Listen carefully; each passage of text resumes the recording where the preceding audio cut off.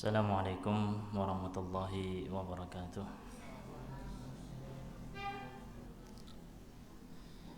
Innal hamdalillah nahmaduhu wa nasta'inuhu wa nastaghfiruhu wa nastahdihi wa natubu ilayh. Wa na'udzu billahi min shururi anfusina wa min sayyiati a'malina. Man yahdihillahu fala mudilla lahu wa man yudlil fala hadiya lahu. Asyhadu an la ilaha illallah wahdahu la syarika lahu wa asyhadu anna Muhammadan abduhu wa rasuluh la nabiyya wa la rasula ba'dah. Allahumma 'allimna ma yanfa'una wanfa' bima 'allamtana wa zidna 'ilman nafi'an ya rabbal alamin. Ma'asyiral muslimin wal muslimat, a'azzani Allah wa iyyakum. Alhamdulillah, tsumma alhamdulillah. Marilah kita panjatkan puji syukur kehadirat Allah Subhanahu wa taala yang telah melimpahkan hidayah serta taufiknya kepada kita semua, sehingga pada pagi hari ini Allah Subhanahu wa taala pertemukan kita di majelis yang mulia dalam rangka untuk tawasau bil haqqi wa tawasau bis sabr, untuk saling menasihati dalam kebaikan, dalam kebenaran, serta menasihati dalam kesabaran. Yang kita berharap pada Allah Subhanahu wa taala, mudah-mudahan Allah berkenan memberikan kepada kita ilmu yang bermanfaat, ilmu yang bisa kita amalkan sebagai bekal terbaik ketika bertemu dengan Allah Subhanahu wa taala di yaumil qiyamah. Allahumma amin. Salawat serta salam semoga tetap tercurah limpahkan kepada junjungan kita, suri taulatan kita, Nabi Muhammad sallallahu alaihi wasallam, beserta kepada para keluarganya, para sahabatnya, dan orang-orang yang senantiasa mengikuti jejak beliau sampai hari kiamat. Jamaah sekalian yang terhormati Allah Subhanahu wa taala, sebelum kita memasuki tema kajian kita pada pagi hari ini, ada sedikit hal yang ingin kita ingatkan kepada jamaah sekalian, bahwa kita sekarang berada di bulan Dzulhijjah, bulan yang mulia, yang dikatakan oleh Allah Subhanahu wa taala wa layalin 'ashr. Setelah Allah mengatakan wal fajr wa layalin 'ashr, demi waktu fajar, wa layalin 'ashr, demi malam-malam yang 10 gitu ya. Ini malam yang 10 disebutkan oleh para ulama kita, maksudnya adalah Ashrul Awail min Dzulhijjah. Sebagian mengatakan bahwa maksudnya adalah 10 hari pertama bulan Dzulhijjah. Meskipun sebagian yang lain mengatakan itu maksudnya adalah 10 hari pertama bulan Ramadan, ada yang mengatakan 10 hari terakhir bulan Ramadan, bahkan ada yang mengatakan maksudnya adalah 10 hari pertama bulan Muharram. Tapi apa yang dirajihkan oleh para a'immah, ya semisal Imam Al-Qurtubi rahimahullah ta'ala, beliau lebih menguatkan bahwa maksudnya adalah 10 hari pertama bulan Dzulhijjah. Tentunya ketika Allah Subhanahu wa ta'ala bersumpah, ini enggak mungkin Allah bersumpah kecuali dengan media sumpah yang ada kemuliaan. Enggak mungkin itu suatu yang ya bahasanya wong Tegal ya ecek-ecek lah. Makanya kita enggak dapetin itu dalam ayat-ayat Al-Qur'an Allah bersumpah dengan sendal jepit gitu misalnya, atau dengan apalah yang enggak ada. Memang ada manfaatnya tapi kok kurang mulia gitu. Sehingga disimpulkan bahwa apa yang dijadikan oleh Allah Subhanahu wa taala sebagai media sumpah pasti ada kemuliaan di dalamnya. Pasti ada sir min asrar, ada rahasianya kenapa Allah bersumpah dengannya. Ternyata memang di 10 hari pertama bulan Dzulhijjah ini disebutkan oleh Nabi kita sallallahu alaihi wasallam dalam hadisnya yang sahih, "Ma min ayyamin al-'amalu shalih fiha ahabbu ila Allah min hadhil ayyam." Yani ayyam al-'ashr. Tidak ada amal soleh yang Allah Subhanahu wa taala lebih cintai dari apa yang dikerjakan di hari-hari ini. Maksudnya adalah 10 hari pertama bulan Dzulhijjah. Ini menunjukkan bahwa 10 hari pertama bulan Dzulhijjah ini memiliki kemuliaan yang sangat besar di sisi Allah. Sampai Nabi SAW mengatakan amal soleh di dalamnya lebih Allah cintai dari amal-amal soleh yang lainnya yang dikerjakan di luar itu. Bahkan apa yang dipahami oleh para sahabat Nabi Shallallahu Alaihi Wasallam dari perkataan beliau, ahabbu ilallah, lebih Allah cintai, ini dibandingkan dengan amal soleh yang merupakan dirwatus sanamil Islam, amal soleh tertinggi dalam Islam, yakni jihad fisabilillah. Karena beliau, para sahabat itu paham jihad itu amal soleh yang sangat mulia sekali dalam agama Islam. Maka pengen tahu perbandingannya dengan jihad itu gimana. Wal jihad fisabilillah ya Rasulullah, ketika ditanya, hatta kalau jihad berjihad di jalan Allah Subhanahu wa taala itu kalah dengan apa yang dilakukan di 10 hari pertama bulan Dzulhijjah, kata Nabi sallallahu alaihi wasallam, wal jihad fisabilillah. Sampai jihad pun ini masih kalah lah ibaratnya. Keutamaannya lebih besar amal soleh yang dilakukan di awal bulan Dzulhijjah ini. Walal jihad fisabilillah. Sampai orang berjihad.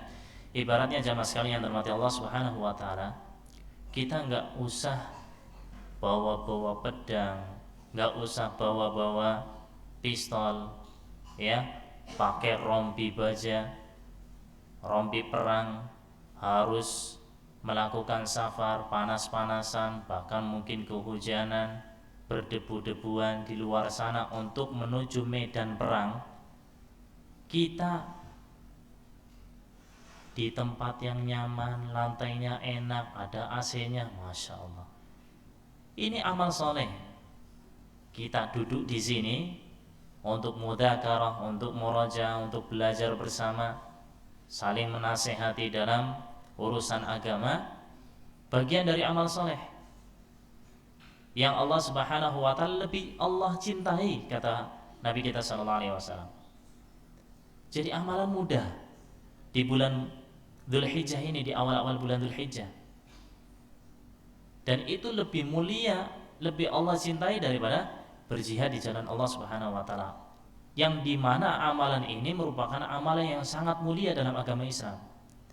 Kata Nabi sallallahu alaihi wasallam menambahkan, illa rajulun, kecuali orang kharaja binafsihi wa malihi, yang dia keluar dengan jiwa dan hartanya.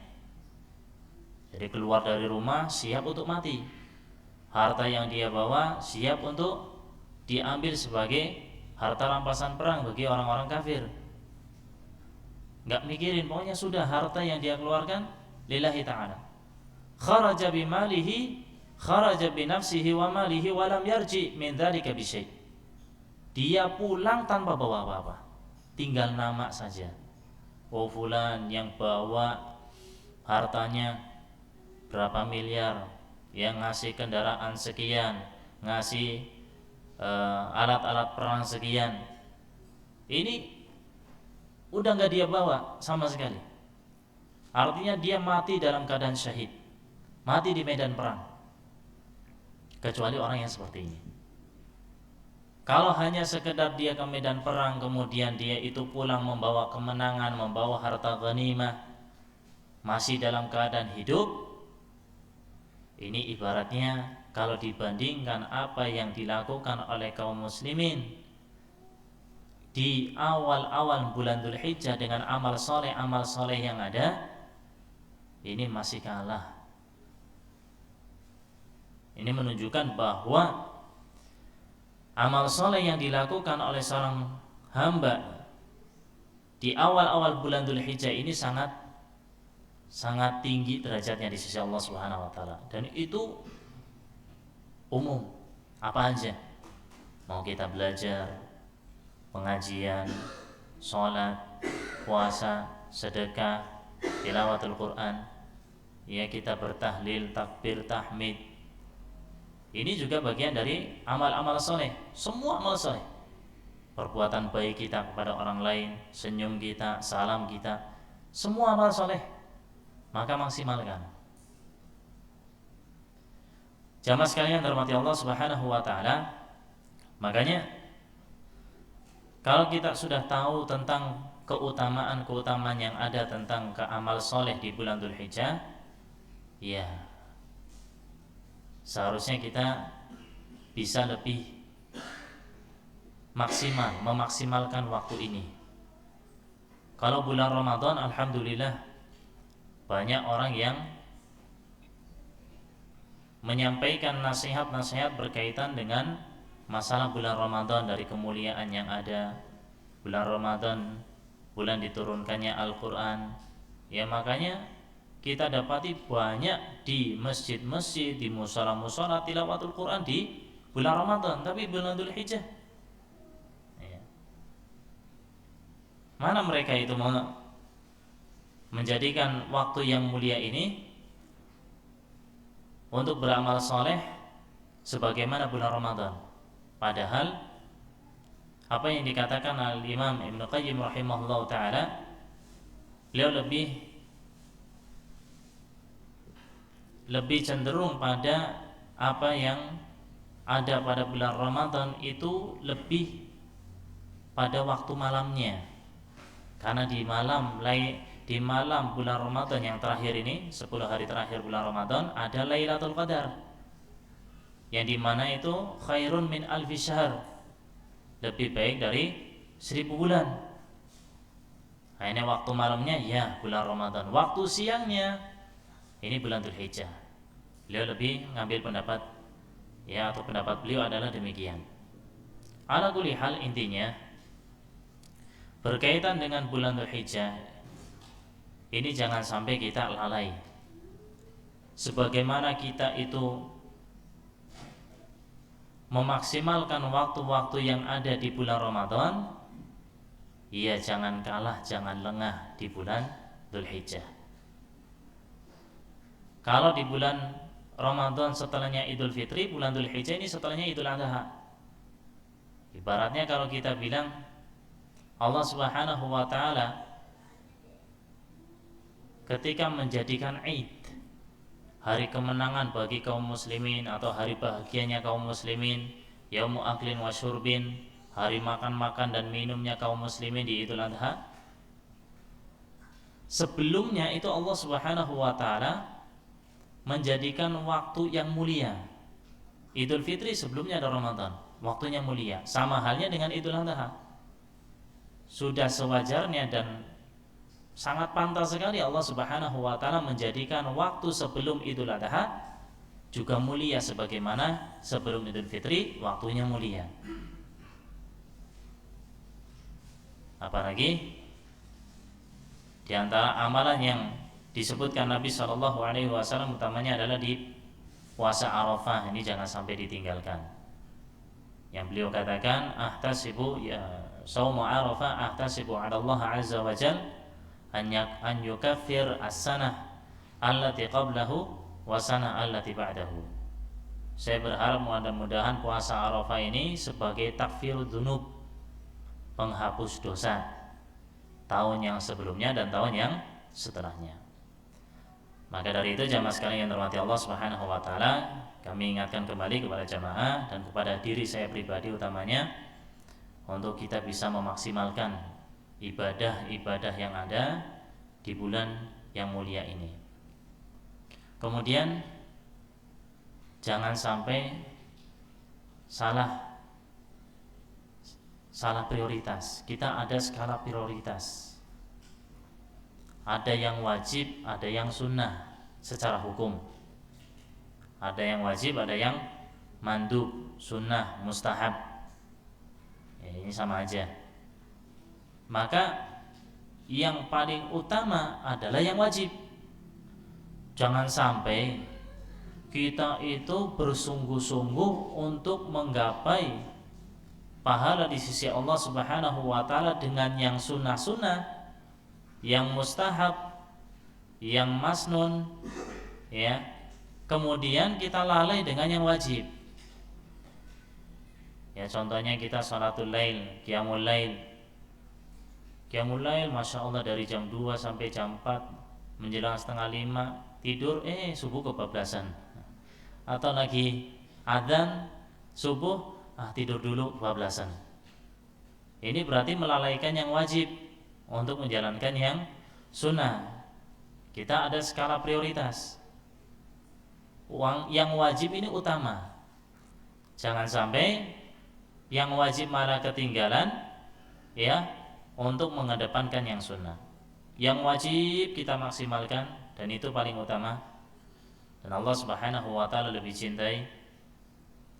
Yang tambahan-tambahan nafilah-nafilah ya kita lakukan juga, ya. Tapi jangan sampai terbalik, tertukar antara yang wajib dengan yang sunnah. Sunnahnya digenjot tapi yang wajib malah terlalaikan. Dia Masya Allah melakukan ibadah-ibadah yang sunnah, ya sholat zuhur kelewat, sholat asar kelewat, sholat maghrib ya enggak maksimal, sholat isya ya masbuk. Enggak, sholatnya yang wajib-wajib ini harus ditekankan kembali. Ya misalnya biasanya kita mungkin sholat ini adzan baru berangkat atau bahkan qomat baru berangkat ke masjid, ya kita lebih awal lah untuk bermusabaqah, berlomba-lomba di bulan yang mulia ini. Ma'asyiral muslimin wal muslimat, a'azzani Allah wa iyyakum. Ada beberapa fenomena yang terjadi yang ditanyakan kepada sebagian masyayikh. Mungkin kita pernah dengar namanya, kita masuk sedikit ke tema ya. Sebelumnya kita buka dulu dengan mukadimah. Kalau ada orang yang dia itu misalnya berkaitan dengan masalah nikah syubhat. Pernah dengar antum nikah syubhat? Ini satu hukum. Ya pernah ditanyakan kepada Syekh bin Baz rahimahullah ta'ala berkaitan dengan seorang yang dia itu kedatangan tamu perempuan. Ada tamu perempuan, suaminya itu lagi pergi, nggak di rumah. Ternyata intinya diizinkan masuk oleh istrinya dan nginep di rumah istrinya. Suaminya pulang malam-malam, ya karena pulang dari safar atau dia keluar rumah, kemudian intinya dia itu masuk ke rumah, berarti kan bawa kunci sendiri. Kemudian dia itu berhubungan dengan wanita yang tadinya adalah sebagai tamu, bukan istrinya. Jadi salah, ya mungkin karena gelap, ya. Kemudian terjadilah hubungan dengan si tamu tadi yang dikira adalah istrinya. Apa jawaban Syekh? Kata beliau, ya berkaitan dengan apa yang terjadi. Ini kalau seandainya terjadi, ini kan udah salah ya, istri mau ketukar gitu. Kayaknya kalau misalnya itu perempuan, ibaratnya ada laki-laki masuk kemudian dipegang-pegang, pasti ya kurang lebih akan teriak lah atau ngapain lah. Masa diem aja, masa tidur sampai terlelap, atau ya intinya barangkali keadaannya waktu itu dia lagi mimpi, kan bisa ya, perempuan lagi mimpi, oh yang datang itu suaminya, ternyata terjadi hubungan. Kemudian Syekh bin Baz rahimahullah ta'ala yang menjawab atas pertanyaan ini berkaitan dengan anaknya. Ini nanti anaknya gimana? Apakah dinisbatkan untuk dia padahal nggak ada pernikahan, atau dihukumi perzinaan dan tidak dinisbatkan pada dia? Kata beliau, ini termasuk permasalahan yang merupakan andarun nawadir, permasalahan yang sangat-sangat mustahil untuk terjadi. Ya, pernah antum kayak gitu? Istrinya kembar sama kakaknya, terus mau masuk ya ke kamar istrinya, ternyata di dalam adanya kakaknya istrinya. Ini kira-kira gimana? Ya pasti dia teriak-teriak. Saya pernah ini, mungkin beberapa teman-teman saya Indra ini kan pernah juga datang ke walimahan saya. Waktu itu baru pulang ya, baru pulang, saya baru ngajar berapa bulan, nikah. Posisi saya itu masih di Kebumen. Ini teman-teman yang dari Tegal dan sekitarnya yang tak undang datang ke rumah. Sampai ke rumah, taruh motor di parkiran, datang nyalamin yang di rumah. Oh, barakallahu lak, wa baraka alaik, wa jama bainakum fi khair. Pokoknya didoain di ini. Yang di rumah diem bengong. Saya bukan Budi kata dia. Ya, nggak tahu ya ekspresinya seperti apa, saya nggak tahu. Intinya waktu itu pada kebingungan, ini siapa? Oh, ternyata kakak saya, itu kakak pertama. Saya juga pernah dulu, kalau ini mungkin nggak tahu wajahnya dibilang persis, kalau kata istri kita nggak ada persis sama sekali gitu, jauh berbeda. Ini waktu sedikit cerita ini, ketika saya pertama kali nikah itu di malam harinya setelah akad, itu ada teman istri. Jadi istri punya teman perempuan itu nikah, belum lama nikah juga, ya paling hitungan berapa pekan atau berapa bulan lah, belum lama. Ketika bertamunya malam-malam lagi ini, aduh. Artinya habis isya kalau nggak salah itu jam 8 atau jam berapa, karena dia bisanya malam. Datang ke rumah, nah kemudian ya kita para suami di depan, istrinya beliau tak suruh masuk untuk nemuin istri. Ketika istrinya dia itu keluar, kan pakai cadar gitu ya, dia keluar, saya posisi lagi berdiri, dia mau menggapai tangan gitu, mau menggapai tangan saya, bilangnya yang apa-apa gitulah, biasa wanita yang baru-baru nikah ya. Saya juga ya otomatis mau iya gitu loh, karena apa, belum tahu juga.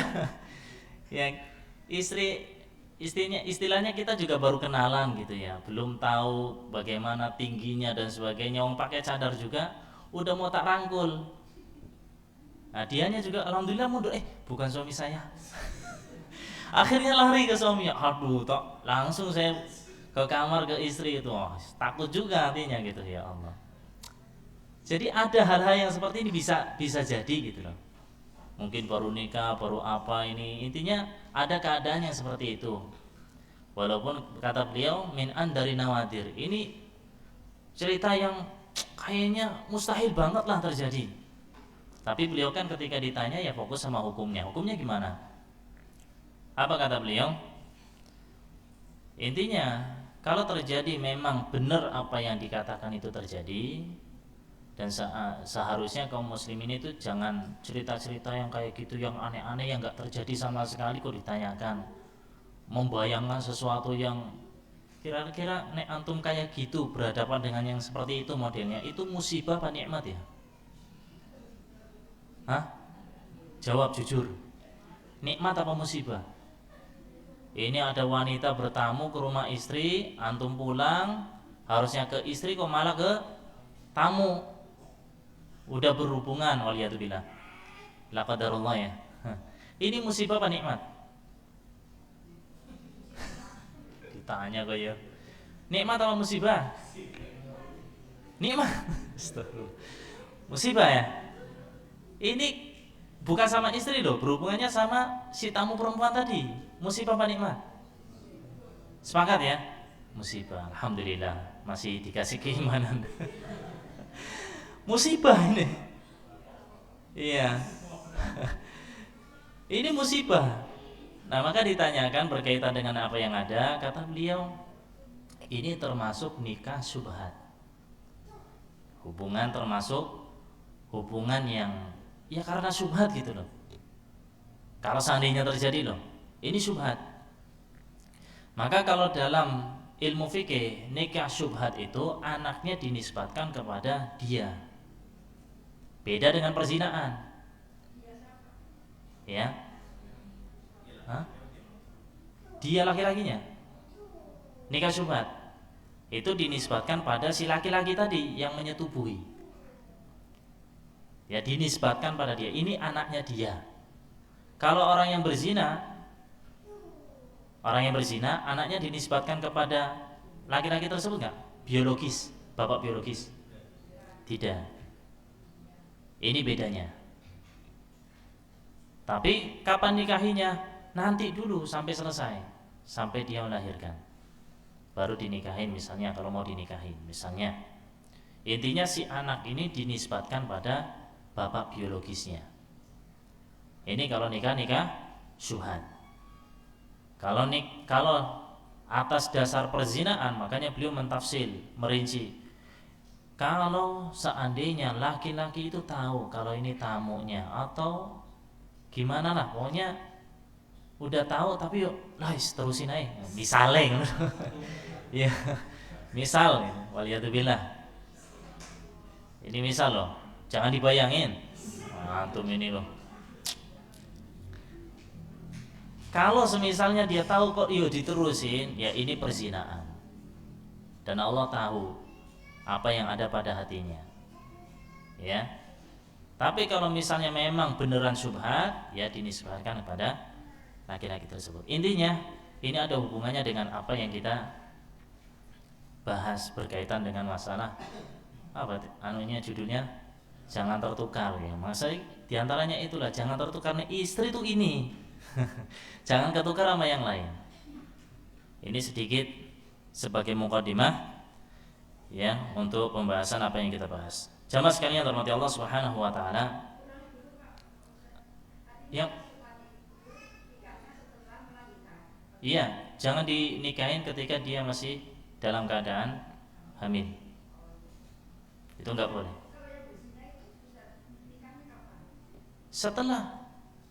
Setelah melahirkan. Setelah melahirkan, itunya istilahnya adalah istibra'ur rahim. Sampai rahimnya kosong. Ya, jadi ketahuan anaknya siapa. Baik. Nah, intinya kalau rahimnya udah kosong, baru dia dinikahin. Ini berkaitan dengan masalah hukum. Dan kita nggak fokus di situ sebenarnya. Kita pengen mencontohkan berkaitan dengan tertukar tadi itu aja. Saya cari-cari contohnya apa ya kira-kira ben pas ngono ya. Iya. Baik. Kita masuk pada tema yang kita bahas. Di antara musibah. Ini salah satu fenomena yang antum bilang itu musibah bukan nikmat ya, setuju ya? Iya. Di antara musibah juga ini berkaitan dengan tertukarnya antara nikmat dan adab. Kalau tadi kan beneran musibah, jangan sampai tertukar antara nikmat ketukar dengan yang adab. Nikmatul Islam jamaah sekalian yang dirahmati Allah Subhanahu wa taala, ini nikmat yang sangat agung, sangat mulia sekali. Kita alhamdulillah enggak usah nyari kebenaran lah ibaratnya. Sudah dikasih sama Allah. Enggak usah pergi melalang buana cari ketenangan hati. Kita sudah diberi secara cuma-cuma oleh Allah. Gak usah kita mencari jati diri kita itu kayak orang-orang yang di pinggir-pinggir jalan, yang hidungnya dibolongin, telinganya dibolongin pakai, mereka tujuannya apa coba? Cari jati diri. Jati dirinya, dirinya ada di tubuhnya kok. Ngapain nyari kesana kemari? Nggak usah kayak mereka kesana kemari naik, ya, ngompreng ke sana, ngompreng ke sini, numpang sana, kotor-kotoran, nggak mandi dan seterusnya. Ya Allah, alhamdulillah Allah kasih hidayah secara gratis. Apa kurang enak? Enak banget. Allah kasih kepada kita nikmatul Islam, nikmatul hidayah. Sehingga jangan sampai nikmat hidayah ini, nikmat Islam, kita rubah, kita ganti dengan kekufuran. Dengan kekufuran. Lihat apa yang dikatakan oleh Allah Subhanahu wa taala dalam surat Al-Baqarah ayat 211. Sal bani Israil kam atainahum min ayatin bayyinah wa may yubaddil ni'matallah min ba'di ma ja'athu fa innallaha syadidul iqab. Sal bani Israil, sal itu dari kata sa'ala yas'alu. Is'al atau sal itu dibuang hamzahnya. Sal, tanyakan. Bani Israil, tanyakan kepada Bani Israil, kam atainahum min ayatin bayyinah. Kam, betapa banyak. Ini bukan istifham untuk tanya, kam itu berapa? Maksudnya untuk takjub. Berapa banyak? Lil kathrah. Betapa banyak ayat-ayat yang kami berikan kepada mereka, kepada Bani Israil. Allah Subhanahu wa taala memberikan 9 ayat kepada Nabi Musa alaihissalam. 9 ayat. Tis'a ayatin bayyinat. 9 ayat diberikan oleh Allah Subhanahu wa taala kepada Nabi Musa. Itu bukan malah menjadikan mereka melek beriman pada Allah. Lah yang masih nutup matanya, bahkan nutup hatinya untuk beriman pada Allah Subhanahu wa taala. Saking kurang ajarnya mereka kepada Nabiullah Musa, diajak perang, ngapain? Udah kamu aja perang sendiri. Anta wa rabbuka faqatila inna hahuna qa'idun, kata mereka. Ya kalau orang sini mungkin bilangnya brengsek banget lah itu orang Bani Israil. Udah beriman aja masih kayak gitu. Ini watak-watak orang Bani Israil. Ya, yang bersama Nabi Musa bilang, idhab anta wa rabbuka faqatila. Udah kamu pergi aja sama Rabbmu itu sendiri. Ya berperang. Inna hahuna qa'idun. Kita di sini aja udah duduk-duduk, nyantai-nyantai. Ya Allah. Ini orang-orang Bani Israil. Ayat-ayat yang diberikan oleh Allah Subhanahu wa taala kepada mereka itu bukan cuma 1, 2, 3, 9 ayat. Apa aja diantaranya? Ketika Nabi Musa kecil, itu ditaruh di peti, dibuang ke sungai. Alhamdulillah hidup. 1 ayat. Di antara ayatnya juga Allah Subhanahu wa taala memberikan tangannya itu jadi putih, mengeluarkan cahaya. Ini ayat. Di antaranya tongkatnya, ini kan terkenal. Tongkatnya dilempar jadi ular. Ini ayat. Yang kayak gitu bukannya menjadikan mereka itu melek, beriman, ya tambah bangkang dengan ayat-ayat Allah. Di antaranya juga tongkatnya belah laut. Ini ayat besar loh, bisa lewat. Lah yang ngikutin juga kayak gitu. Ya Allah. Terus di antaranya juga apa lagi? Allah Subhanahu wa taala memberikan kepada Nabi Musa alaihi salam ayat atau mukjizat, ini sama aja ya. itu dikatakan bahwa hartanya Fir'aun dijadikan batu. Ini ayat-ayat yang ada malah bikin mereka bukannya beriman pada Allah, malah menjauh kepada Allah, menjauh dari Allah Subhanahu wa taala. Sehingga Allah katakan, wa may yubaddil ni'matallah, barang siapa yang mengganti, menukar nikmat Allah, mim ba'di ma ja'athu, setelah datang kepadanya si ayat itu tadi, fa innallaha syadidul iqab, sungguhnya Allah Subhanahu wa taala hukumannya itu sangat keras. Jadi jamaah sekalian yang dirahmati Allah Subhanahu wa taala, ini memang benar ayat ini berkaitan dengan orang-orang Bani Israel.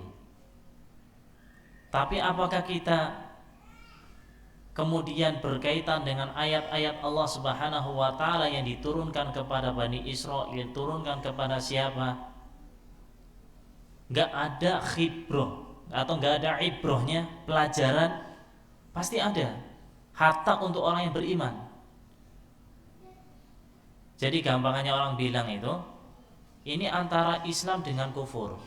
Bisa juga kita tarik, ya, orang yang Muslim, kemudian dia dikasih nikmatul hidayah, nikmat sunnah, kemudian diganti dengan kebid'ahan. Dia itu mendapatkan nikmat dunia, kemudian kufur terhadap nikmat Allah. Dia itu mendapatkan karunia dari Allah Subhanahu wa taala, menisbatkan karunia nikmat yang Allah berikan bukan kepada Allah. Ini bisa kita tarik ke situ. Makanya kata Imam Qurtubi rahimahullah taala, wa may yubaddil ni'matallah min ba'di ma ja'athu lafdhun 'amun li jami'il 'amah. Ini lafadznya umum untuk semuanya. Bisa kita praktekkan ke sini. Walaupun konteksnya berkaitan dengan orang kafir. Jadi ada ma'ani yang ada makna-makna yang terkandung di dalamnya, yang tersirat, bukan tersurat. Tersurat iya, yang Allah katakan berkaitan dengan orang kafir, yang mereka sudah melihat ayat kok masih kufur. Mereka tahu bagaimana Nabi Musa alaihissalam diajak ngobrol dengan Allah, tapi mereka ingkarin. Mereka melihat bagaimana Allah Subhanahu wa taala menolong Nabi Musa alaihissalam dengan membelah lautan dengan tongkatnya. Iya, kok masih ngeyel. Ayat-ayat ini terus buat apa? Bukannya mendekatkan diri pada Allah, menjadi muslim yang hakiki, kok malah ya menjauh dari Allah Subhanahu wa taala. Ini ayatnya meskipun berkaitan dengan itu, tapi tersiratnya bisa kita bawa ke kehidupan kita, dalam kehidupan kita. Wa in kana musyar ilaihi bani Israil likaunihim baddalu ma fi kutubihim wa jahadu amra Muhammadin sallallahu alaihi wasallam. Meskipun yang dimaksud, yang diisyaratkan dalam ayat ini berkaitan dengan Bani Israel, yang mereka itu mengganti kitab-kitab mereka, gak mau beriman pada Nabi kita Muhammad sallallahu alaihi wasallam. Fal-lafdhu mustahibbun ala kulli mubaddil nikmatallahi ta'ala. Maka lafadznya ini dibawa kepada semua orang-orang yang mengganti nikmat-nikmat Allah, menukar nikmat-nikmat Allah. Nikmat harusnya disyukuri, malah dikufuri, jadi adab. Bahkan Imam As-Sa'di rahimahullah ta'ala beliau mengatakan, bal kafaru biha wa baddalu ni'matallahi kufran, falihada istahaqqu an yunzilallahu alaihim iqabahu wa yuhrimahum min thawabihi. Mereka itu kufur kepada Allah, mengganti nikmat Allah jadi kekufuran. Makanya mereka itu berhak mendapatkan, dalam ayat ini berhak mendapatkan adab Allah Subhanahu wa taala. Mereka diharamkan dari mendapatkan pahala di sisinya.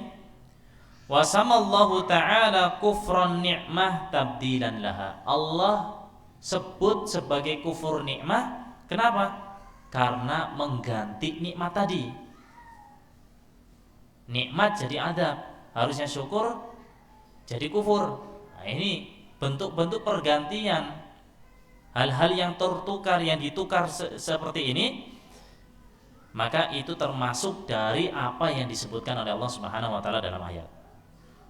Li'anna man an'amallahu 'alaihi ni'matan diniyah au dunyawiyah. Nah, ini kata Imam As-Sa'di rahimahullah. Karena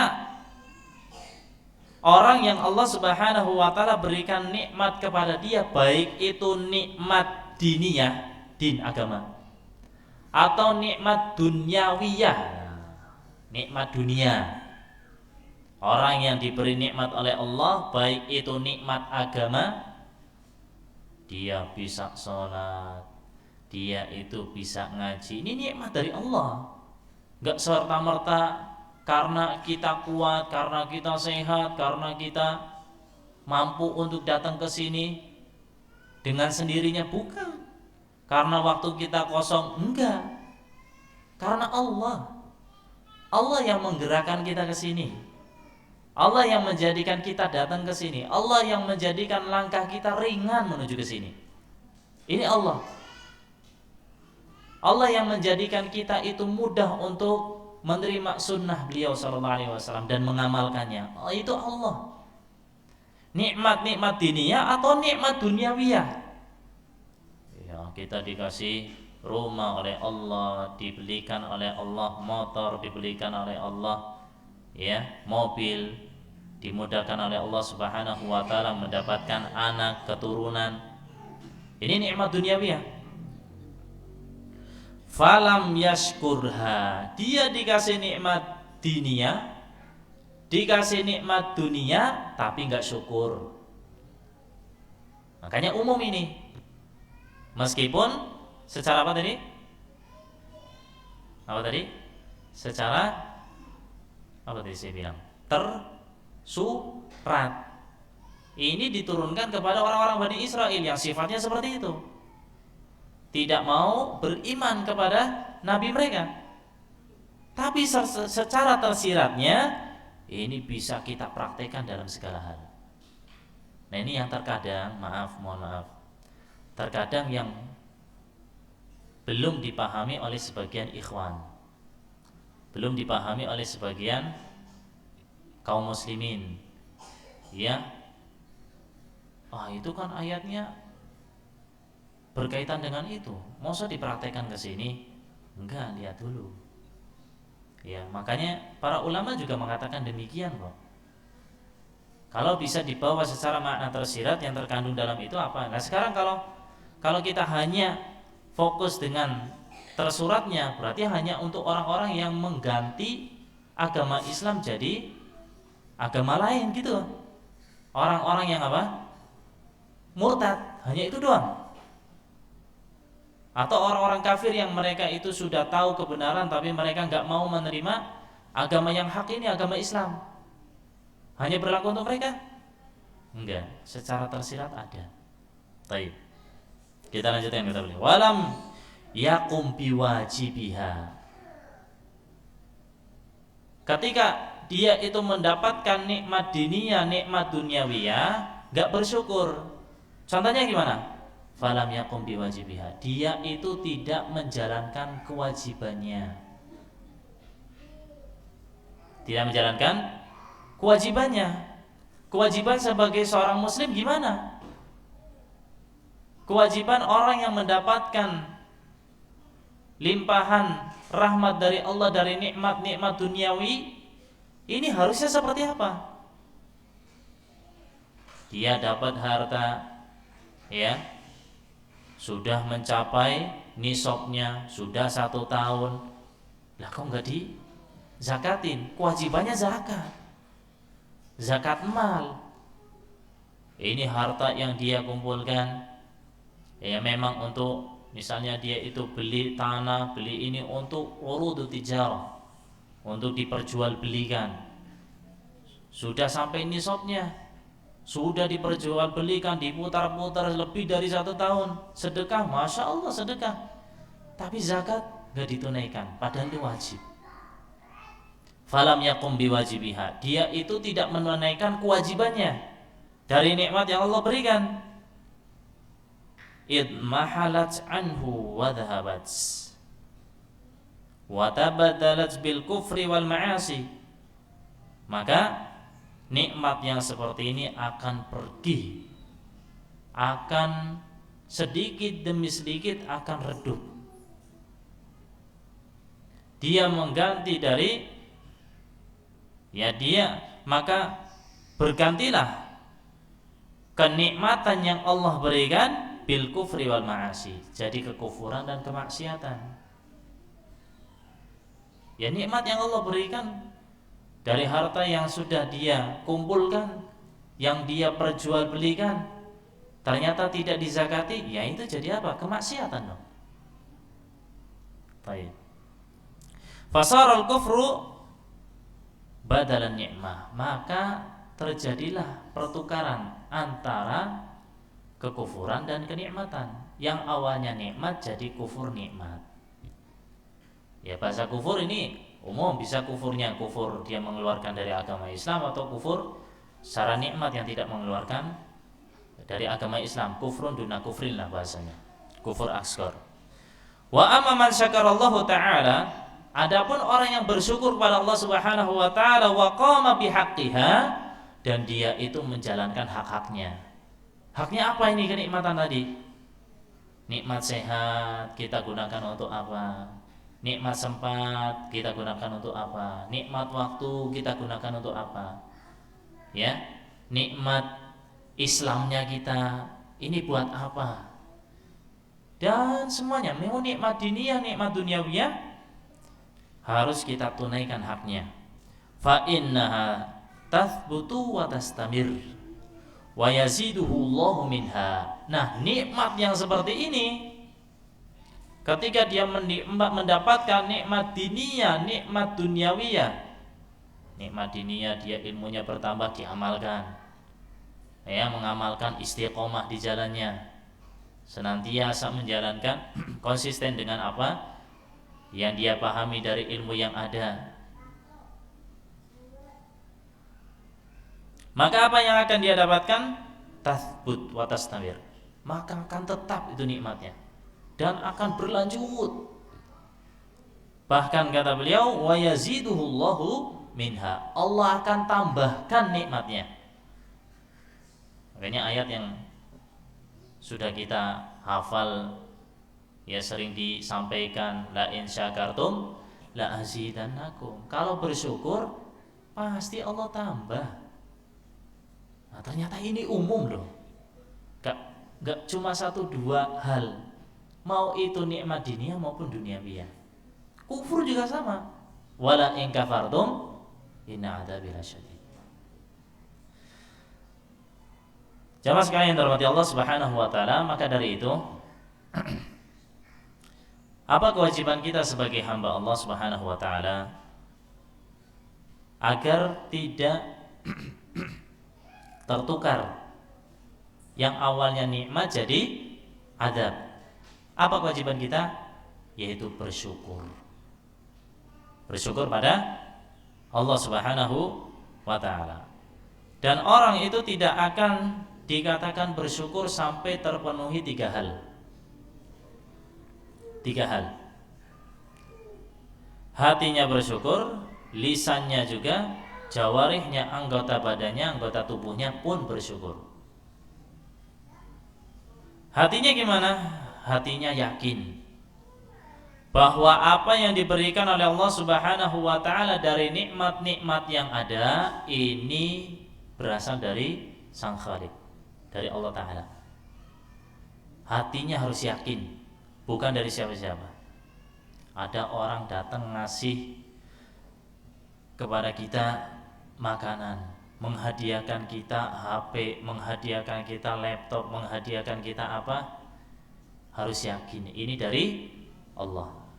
Allah yang menggerakkan dia untuk memberikan kepada kita. maka bersyukur pada Allah. Alhamdulillah, Alhamdulillah Allah mengirimkan Anda pada saya. Rezeki saya Allah Subhanahu wa taala perantarakan lewat Anda. Hatinya harus meyakini hal tersebut, bahwa Allah lah yang memberikan nikmat. Kemudian lisannya senantiasa memuji Allah Subhanahu wa taala. Alhamdulillah, segala puji bagi Allah. Nisbatkan ini kenikmatan yang ada kepada Allah Subhanahu wa taala. Karena hakikatnya semuanya dari Allah. Yang lain-lain hanya sebab aja. Begitu juga dengan jawarihnya, anggota badannya, dia gunakan untuk beramal soleh, bukan bermaksiat. Apa yang Allah berikan dari kenikmatan yang ada dijadikan sarana untuk beribadah pada Allah, untuk mendekatkan diri pada Allah Subhanahu wa taala. Maka barang siapa yang bisa merealisasikan tiga hal ini dari hatinya, yang meyakini atas nikmat-nikmat yang diberikan itu semuanya dari Allah, lisannya memuji Allah, anggota tubuhnya itu digunakan untuk beramal saleh mendekatkan diri pada Allah, maka akan dia akan menjadi orang-orang hamba-hamba Allah Subhanahu wa taala yang bersyukur padanya dan tidak kufur nikmat. Kalau tidak bisa merealisasikannya, jatuh pada kufur nikmat, waliyadzubillah.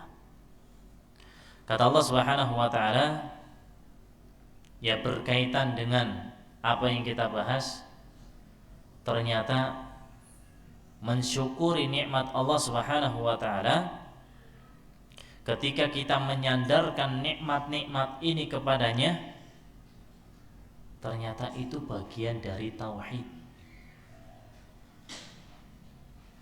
Maka kalau dia itu tidak menyandarkan nikmat-nikmat yang Allah berikan kepadanya, atau menyandarkan nikmat-nikmat yang ada kepada selain Allah Subhanahu wa taala, berarti tauhidnya masih kurang, belum sempurna. Ya, perlu ngaji lagi dan dipraktekkan kembali. Perlu dimurojaah kembali ngaji tauhidnya. Kata Allah Subhanahu wa taala, ya'rifuna ni'matallah tsumma yunkirunaha. Mereka itu mengetahui nikmat-nikmat Allah Subhanahu wa taala, kemudian mereka mengingkarinya. Kata Syekh Ibnu Utsaimin rahimahullah taala menjelaskan berkaitan ayat ini, maksudnya mereka mengingkari penyandaran tentang nikmat yang Allah berikan ya kepada selain Allah Subhanahu wa taala. Mereka menjadikan penyandaran hatinya hanya pada sebab yang mendatangkan nikmat tersebut, bukan pada Allah Subhanahu wa taala. Mereka lupa bahwa yang menciptakan sebab itu adalah Allah Subhanahu wa taala. Allah yang memberikan rizki, Allah yang mendatangkan kita rizki, Allah Subhanahu wa taala yang mendatangkan orang untuk membantu kita. Makanya ada pembahasan berkaitan dengan apa yang kita sebutkan berkaitan dengan penyandaran nikmat kepada selain Allah Subhanahu wa taala. Ini ada beberapa hukum. Ya, kalau misalnya ada orang datang nanya kepada kita, "Mas, itu dapat rumah, dapat mobil, ya, itu nikmat dari mana?" Kata dia, "Dari bapak-bapakku kok, warisan." Ini termasuk kufur nikmat apa enggak? Hah? Kalau ditanya, tak ulang. Kalau ditanya itu loh, rumahmu yang bagus, mobilmu, dan harta-harta yang kamu miliki itu dapatnya dari mana? Oh, itu warisan bapak. Ini kufur apa enggak? Hah? Ada yang bilang kufur, ada yang enggak. Yang ikhwan? Enggak. Sebelah sini? Enggak tahu. Ya. Loh, ini tadi bilangnya dari bapak, bukan dari Allah. Dia ditanya, itu rumahnya, mobilnya, dan harta-hartamu yang ada, itu dari mana? Oh, itu warisan dari bapak. Hah? Yang tepat gimana?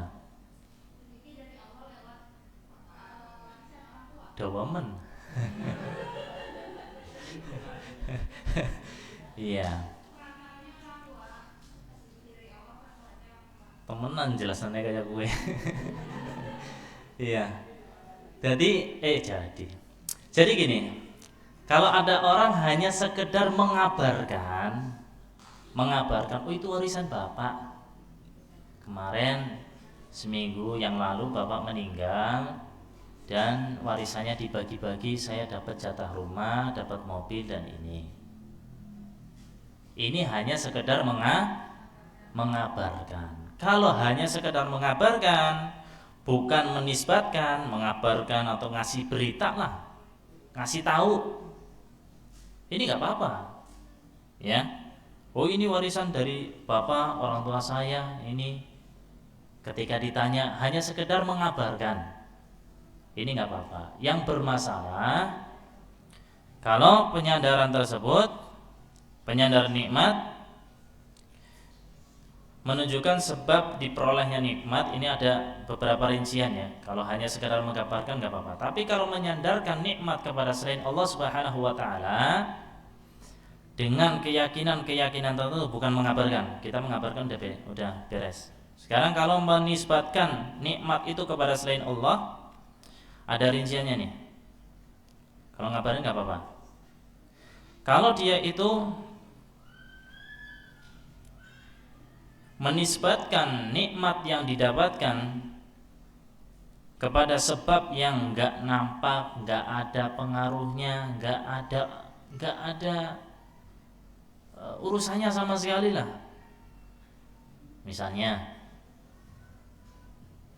Misalnya itu kalau misalnya ada orang dapat kekayaan, ya ini sama misalnya tadi dapat kekayaan, dapat harta. Loh, dari mana kamu dapat harta? Ya, oh itu saya dapat harta karena ya senantiasa berzikir. Atau itu adalah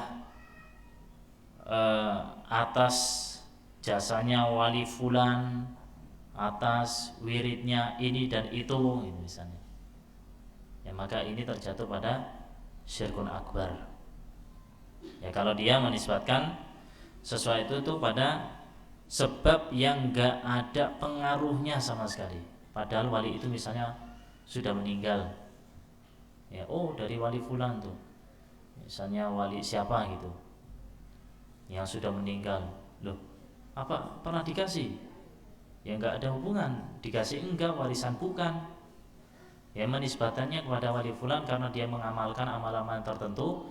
Ya misalnya nyebut wali fulan fulan fulan fulan fulan, namanya misalnya Pak Tohir atau wali Tohir, bilangnya Tohir Tohir Tohir misalnya, atau siapa gitu. Ya dengan itulah dia mendapatkan nikmat misalnya.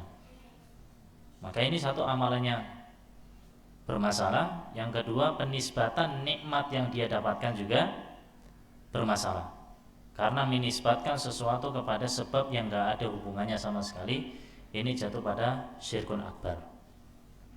Kemudian kalau dia itu menisbatkan nikmat yang didapatkan kepada sesuatu sebab yang syar'i maupun qadari,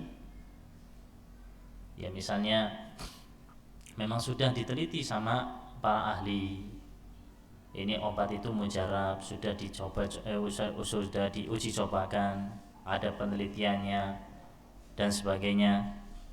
Ya maka hal yang seperti ini diperbolehkan. Contohnya ketika seorang itu ya mendapatkan kesembuhan dari minum obat tertentu lah misalnya, ya kemudian dia mengatakan alhamdulillah Allah Subhanahu wa taala menyembuhkan saya lewat obat ini. Tapi orang kan biasanya bilang apa? obatnya manjur gitu ya, obatnya mujarab. Ini juga dalam tanda kutip seharusnya menisbatkan pada Allah Subhanahu wa taala. Tentunya apa yang dia katakan obatnya mujarab dan seterusnya, nggak tahu kalau orang awam seperti apa. Intinya lebih amannya ya nisbatkan dengan izin Allah lah, dengan alhamdulillah lah, obat ini mujarab. Jadi nisbatkan pada Allah Subhanahu wa taala. Meskipun itu obat secara uji coba ya dan penelitian memang manjur lah ibaratnya. Maka kalau sebab-sebab yang seperti ini insya Allah tidak jadi masalah, itu masih diperbolehkan. Beda dengan yang pertama. Yang pertama nggak ada hubungan sama sekali. Apa hubungannya dengan misalnya dia mendapatkan kesembuhan? Kenapa? Oh itu atas wali fulan yang sudah meninggal. Loh, kapan ngasih obatnya? Kapan dipegangnya? Kapan didoainya? Kan nggak ada hubungan. Nah, ini bagian dari syirkun akbar ya. Kalau berkaitan dengan obat yang tadi yang sudah ada uji cobanya ya, sudah memang diteliti oleh para ahli, maka ini tidak jadi masalah. Kemudian berkaitan dengan sebab yang nampak tapi sebab-sebab yang tidak dibenarkan untuk kita nisbatkan kepadanya secara syar'i maupun qadari, maka ini termasuk syirik asghar, syirik kecil. Misalnya orang menggunakan jimat. Ini ada sebabnya jimat yang dia pakai. Ya, dia pakai jimat, menganggap jimat kita udah tahu itu hukumnya nggak boleh ya. Tapi penisbatan kenikmatan tadi, jimatnya kita sepakat enggak. Kalau seandainya dia itu menisbatkan misalnya kenapa kok nggak pernah sakit ya, sehat terus alhamdulillah. Iya ini alhamdulillah saya pakai apa itu, kalung apa? Hah? Kesehatan itu udah diteliti para ahli nggak? Atau itu jimat? Itu kembali lagi. Kalau memang sudah diteliti sama ahli berarti bagian yang kedua. Kalau itu bagian dari jimat yang nggak ada hubungannya ya, tapi dia sebab yang tidak dibenarkan, nggak ada hubungannya. Batu bisa apa sih batu? Ya saya dulu pernah pas masih kecil itu pengen kebelet itu suruh ngesak batu, nggak tahu jenengan masih kayak gitu nggak? Tapi yuk kadang bisa loh. Iya, lagi kebelet ngesak batu, diambil batu disak, jadi nggak terlalu mules sih. Nah ini ada hubungannya nggak? Ya Allah. Baik, ini kalau jadi jimat nggak ada hubungan sama sekali. Para ahli juga tidak mengatakan itu batu kesehatan, gitu kan? Maka ini termasuk syirkun asghar. Ya, syirkun asghar ketika seorang misalnya punya jimat, oh kok sehat terus, nggak kena keburukan apa-apa. Ya ini alhamdulillah ini gelang dapat dari Simbah, Mbah Fulan gitu. Ya jadi jimat. Jimat itu panjangannya apa sih? Apa jimat itu? Iya, pokoknya dijadikan jimat lah, pegangan. Ini maka bagian dari syirkun asghar. Nah, Allahu a'lam. Baik, kemudian jamaah sekalian yang dirahmati Allah Subhanahu wa taala, di antara fenomena yang lain ya, jangan biar kita enggak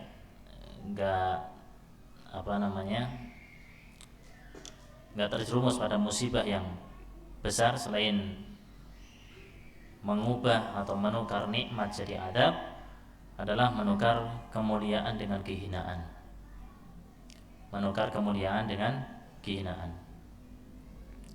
Apa yang dimaksud dengan kemuliaan di sini? Maksudnya adalah kita tahu bahwa dunia itu hina.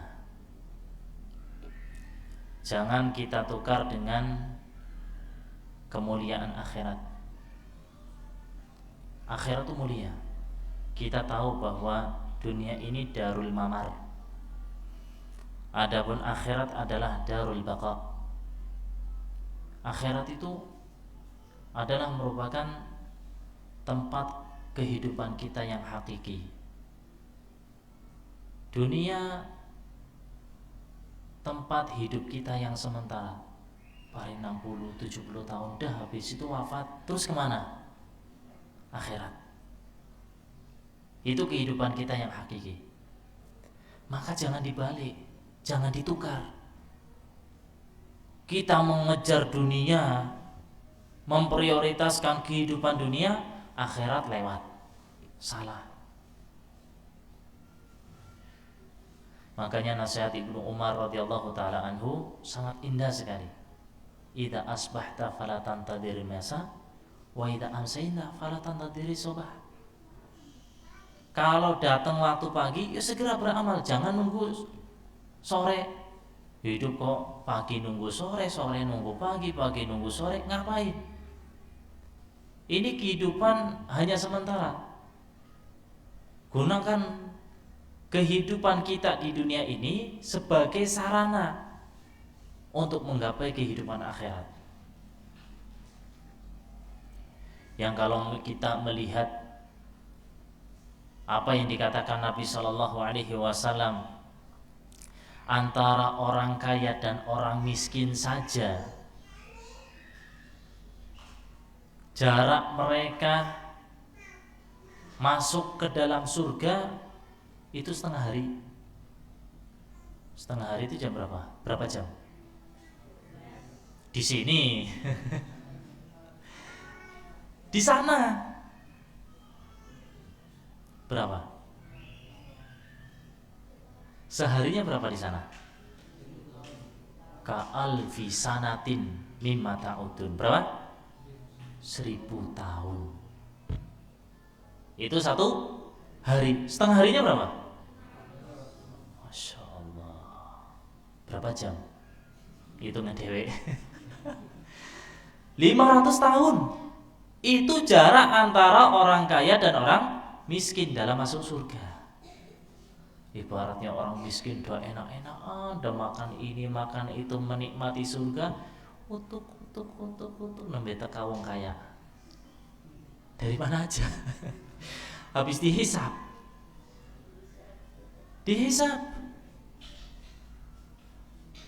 Iya, orang kaya dihisap dulu. Nah, orang miskin yang mau dihisap apa? Enggak punya harta.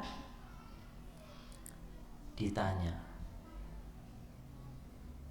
min aina tasabta wa fima anfaqta.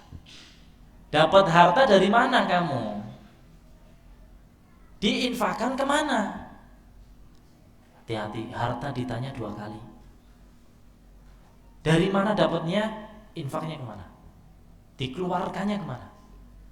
Makanya jamaah sekalian terhormati Allah, kalau kita ingat ini, bahwa harta yang kita miliki akan ditanya 2 kali, bisa jadi waliyadzubillah, bisa jadi di pertanyaan pertama saja banyak yang gak lolos. Dari mana dapat? Oh, dari riba. Oh, dari korupsi. Oh, dari sogokan. Oh, dari berbohong. Oh, dari, ya Allah. Ini pertanyaan pertama. Terus pertanyaan kedua gimana? Kemana kamu infakkan? Dikemanakan itu harta? Ya Allah. Makanya jemaah sekalian yang dirahmati Allah Subhanahu wa taala, benar yang dikatakan Nabi sallallahu alaihi wasallam. Harta-harta yang enggak halal, kalau bahasanya PT sebelah itu bilangnya non halal, enggak mau haram. Iya, pemasukan non halal. Non halal apa maksudnya? Iya, enggak mau mereka bilang haram. Non halal. Baik. Intinya kalau kita ditanya berkaitan dengan apa yang kita dapatkan itu dari mana saja, itu nggak tahu bagaimana nasib kita. Makanya benar yang dikatakan Nabi, kalau kita nggak tahu dari mana kita dapatkan itu harta, makan dari mana, fanaru aula biha. Ini laham daging kita yang tumbuh dari harta-harta yang model kayak gitu, neraka itu lebih berhak untuk makan daging itu. Waliyadzubillah. Makanya hati-hati. apa yang masuk ke dalam tubuh kita, apa yang kita berikan kepada keluarga kita, apa yang kita nafkahkan kepada anak kita. Ini harus tahu dari mana dapatnya. Pastikan bahwa itu harta yang halal. Jangan sampai harta yang kita bawa ke rumah kita adalah harta-harta yang gak jelas. Lalu Nabi SAW terkait dengan masalah harta yang syubhat saja, yang syubhat-syubhat itu apa katanya? Fattaqi syubhat, jauhi, hindari yang syubhat, apalagi yang jelas haram. Yang haram jelas-jelas. Oh syubhat aja suruh tinggalin. Syubhat, enggak, tinggal aja. Syubhat itu apa sih? Masih samar, abu-abu, enggak jelas, enggak tahu hukumnya. Duh, ini gimana ya, ragu ya, tinggalin. Ya kalau eman-eman ya misalnya tanya dulu lah, tanya. Ya, kalau nggak bisa memastikan, syubhat masih nggak jelas, kayaknya, aduh, dan tinggalin. Ini syubhat, apalagi yang haram, lebih-lebih harus kita tinggalkan. Nah, jamaah sekalian yang terhormati Allah Subhanahu Wa Taala, jangan sampai kita tertukar nih. Yang mulia tergadaikan dengan yang hina. Dunia, kata Nabi Shallallahu Alaihi Wasallam, inna dunya hulwatun khadira. Memang sifatnya gitu. Dunia itu sifatnya hulwah, manis. Antum tahu, kalau ada teh manis kita tinggalin, didatangin apa? Semut. Semut itu naik ke puncak, masuk, nyicipin dulu. Udah kerasa manis, ngapain? Renang, nyemplung. Habis nyemplung gimana? Mati. Aduh. Nah, itulah sifatnya dunia. Dunia itu manis. Maka jangan sampai kita itu berenang, ya, mengarungi kehidupan dunia, lupa dengan akhirat. Ya kalau semut itu nyicip doang, kira-kira mati nggak? Nyicip, maka nyicip ya, nyicip. Ada nggak, pernah nggak ngelihat semut itu kekenyangan? Ada? Semut kekenyangan? Nggak ada ya? Mati karena kekenyangan? Ada? Semut mati karena kekenyangan? Masa? Saya nggak pernah lihat. Kecuali dia nyemplung ya. Ya karena nyemplung. Matinya karena nyemplung apa karena kekenyangan? Nyemplung ya? Kayaknya sih karena nyemplungnya. Nggak tahu kalau ada yang meneliti itu semut matinya karena kekenyangannya, nggak tahu. Tapi ala kulli hal, jamaah sekalian yang terhormati Allah Subhanahu Wa Taala, kita ambil nasib kita. Makanya beliau kata Allah Subhanahu Wa Taala, wala tansa nasibaka minad dunya.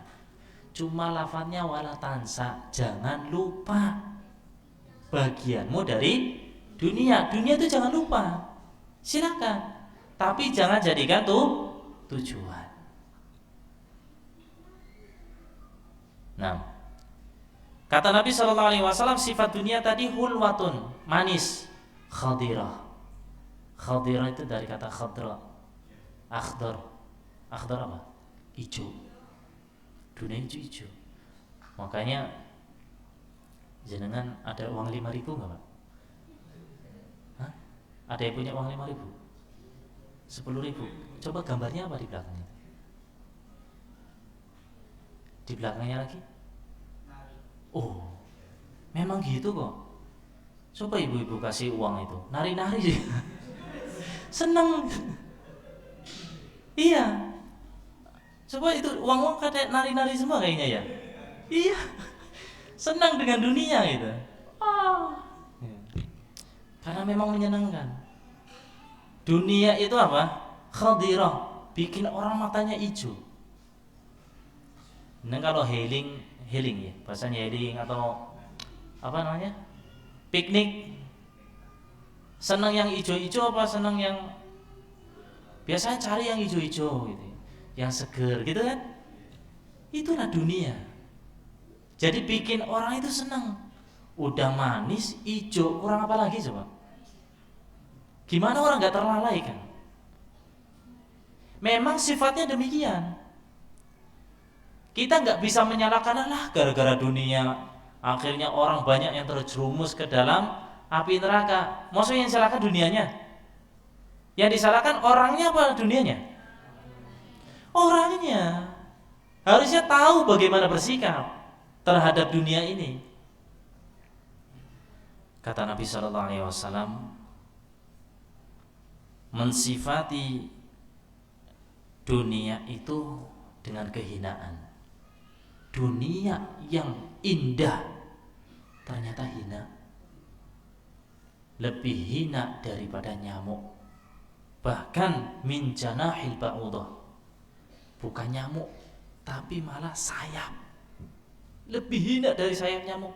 Kata beliau sallallahu alaihi wasallam dalam hadisnya yang diriwayatkan Imam Tirmidzi dan disahihkan oleh Syekh Al-Albani rahimahullah. Dari Sahal bin Sa'ad, beliau mengatakan Rasulullah sallallahu alaihi wasallam bersabda, "Lau kanatid dunya tazinu 'indallahi janaha ba'udah, masaqa kafiran minha syarbata ma'in."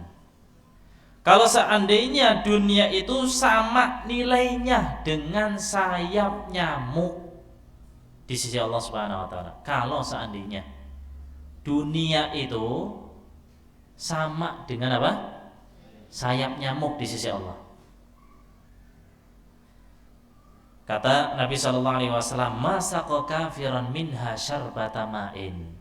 Allah pasti, niscaya Allah tidak akan memberikan minum orang kafir dari dunia tadi, meskipun hanya seteguk air. Berarti saking hinanya orang kafir gimana loh? Hina nggak di mata Allah? Hina. Kalau seandainya dunia ini itu sama dengan sayap nyamuk, sama loh, sama dengan sayap nyamuk, Allah nggak bakal ngasih orang-orang kafir itu, walaupun hanya seteguk air, nggak dikasih nikmat. Tapi karena dunia itu hina, sama sekali nggak menyamai dengan sayap nyamuk, orang-orang yang kafir pun masih diberikan nikmat oleh Allah. Makanya nggak sedikit orang yang kufur kaya raya. Tapi apa kita bilang, yo ke agama sebelah biar kaya? Kan enggak. Karena kaya itu bukan karena kemaksiatan yang mereka lakukan. Dunia ini hina di mata Allah Subhanahu wa taala. Allah berikan kepada siapapun yang Allah kehendaki. Kafiran kana musliman. Mau dia kafir, mau dia muslim, Allah kasih. Nah, bukan berarti orang yang dikasih oleh Allah Subhanahu wa taala harta yang berlimpah, dia jadi orang yang dicintai oleh Allah. Enggak ada itu. Bukan indikator itu. Sama sekali. Baik, jemaah sekalian yang dirahmati Allah Subhanahu wa taala, maka apa yang kita lakukan, apa yang kita dapatkan, jadikan sarana untuk mendapatkan ridha Allah, mendapatkan jannatullah, mendapatkan kemuliaan kehidupan di akhirat. Karena dunia itu hanya sementara. Jangan jadikan tujuan. Betapa banyak orang-orang yang bersedekah, tujuannya untuk apa? Tolak bala. Betul nggak? Kenapa sedekah? Biar nggak kena penyakit, biar nggak sakit, biar sehat terus. Loh, kenapa nek pas sehat itu? Atau terkadang bahkan kita dapati banyak orang yang sedekahnya itu kapan? Nek udah mau sakaratul maut, udah mau mati, dalam keadaan sakit lah. Banyak sakit baru ingat sama Allah, ya Allah, biar sakitnya hilang. Ini kan sebagai penolak bala, sedekahkan. Buat apa? Untuk menyembuhkan. Tujuannya itu loh. Kalau dia sedekah lillahi ta'ala karena dia ingat dengan Allah, ya Allah, saya selama ini jauh dari Engkau ya Allah, saya sedekahkan harta di jalan-Mu ya Allah, ini beda lagi. tapi untuk menyembuhkan, sebagai sarana untuk menyembuhkan penyakitnya. Ini bedanya jauh loh. Jam yang ini apa jam yang ini? Enggak, itu kurang beda 5 menit ya. 10 menit lagi insyaallah. Taib. Dari mana? Ya, dia itu sedekah untuk menyembuhkan, biar sembuh penyakitnya. Ini tujuan duniawi ternyata. Beda dengan orang yang sedekah dia dalam keadaan sakit, ya, lillahi ta'ala, karena Allah subhanahu wa ta'ala kasih sembuh atau enggak ya itu ya terserah Allah subhanahu wa ta'ala. Sembuh alhamdulillah, enggak ya enggak apa-apa. Tapi ini tujuannya untuk menyembuhkan. Tujuannya dia sholat duha biasanya apa? Memperlancar rezeki, ben dagangane laris. Dunia bukan apa? Proyek. Ini dunia bukan? Dunia. Banyak prakteknya ini. Baca surat apa biasanya? Ben apa? Awet nom. Untuk tujuan-tujuan duniawi banyak ini. Nah kalau kita tahu bahwa ternyata amalan akhirat, makanya Syekh Muhammad At-Tamimi rahimahullah ta'ala, beliau sampai menuliskan bab dalam kitab tauhidnya, bab terkait amalan akhirat li iradati dunya, untuk tujuan dunia. Amalan akhirat, sholat, sedekah, puasa. Puasa ben apa biasa nih? Sehat. Puasa ben sehat, ben langsing. Ini nih, hati-hati ibu-ibu ini. Amalan akhirat untuk tujuan dunia. Kata Allah Subhanahu wa taala, laisa, kata Allah ya di dalam surat Hud ayat 15, man kana yuridul hayatad dunya wa zinataha nuwaffi ilaihim a'malahum fiha wa hum fiha la yubkhasun. Ulaika alladziina laisa lahum fil akhirati illa an-nar. Hati-hati loh. Wa habita ma sana'u fiha wa batilun ma kanu ya'malun. Allah musta'an. Ternyata sampai segitunya kata Allah, man kana yuridul hayatad dunya wa zinataha. Barang siapa yang menginginkan dunia, dan ini ayat dibawakan oleh beliau. Barang siapa yang menginginkan kehidupan dunia dan perhiasannya, perhiasan dunia, mau sehat lah, mau biar kaya lah, biar apa lagi tadi, langsing lah, biar rezekinya lancar, kan dunia semuanya. Nuwaffi ilaihim a'malahum fiha, maka kami segerakan, berikan amal-amal mereka, segerakan di dunia. Bahkan di ayat yang lain, surat Al-Isra kalau nggak salah, itu Allah berikan kepada yang Allah kehendaki. Man kana yuridul ajilata ajjalna lahu fiha ma nasha liman nurid. Ternyata yang menginginkan dunia Allah segerakan.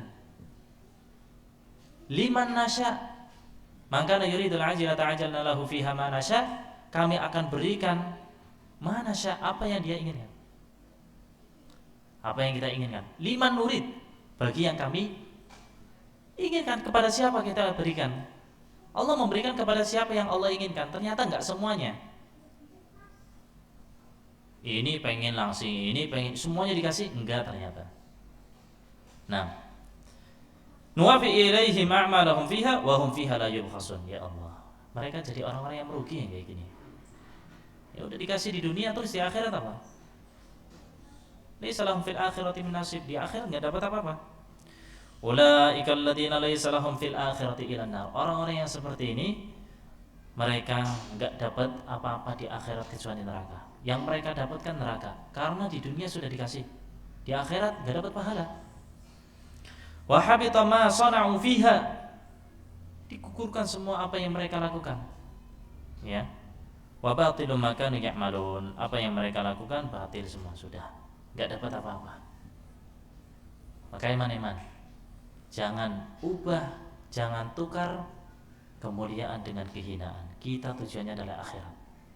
Maka tujukan ya segala apa yang kita perbuat dari amal-amal soleh untuk tujuan akhirat, karena itu adalah akhir atau kehidupan kita yang hakiki. Barakallahu fikum.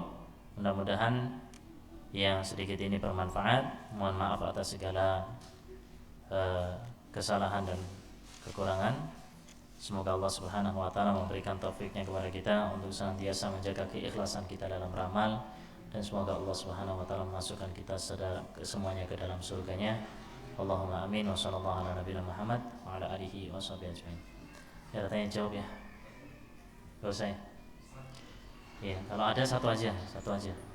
Biar kita selesai jam 11. Ada?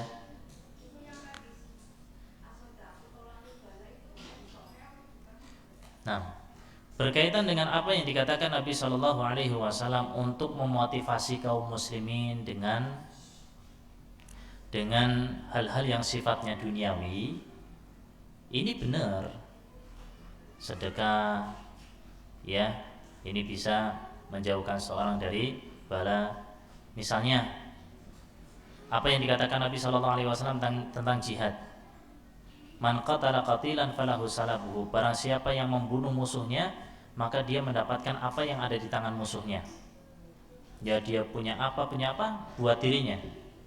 Ini motivasi. Bedakan antara amalan dengan tujuan memberikan fadilah, keutamaan yang sifatnya duniawi untuk motivasi dengan dijadikan tujuan. Nabi Shallallahu Alaihi Wasallam itu memotivasi biar kita sedekah. Keutamaannya diantaranya 1, 2, 3, 4. Tapi tujuannya mana? Untuk tolak balanya apa untuk Allah? Nah gitu. Paham ya? Jadi lillah. Nah tolak bala insya Allah ngikut gitu. Jangan diniatkan untuk itu. Kalau jadikan tujuan, ya, sedekah sebagai sarana untuk mendapatkan tolak bala tadi, maka ini bermasalah, termasuk dalam ayat yang difirmankan oleh Allah Subhanahu wa taala. Ya, Allah a'lam. Nah, barakallahu fikum. Kita cukupkan, kita tutup dengan doa kafaratul majelis. Subhanakallahumma wa bihamdik, asyhadu an la ilaha illa anta, astaghfiruka wa atubu ilaik. Wassalamualaikum warahmatullahi wabarakatuh.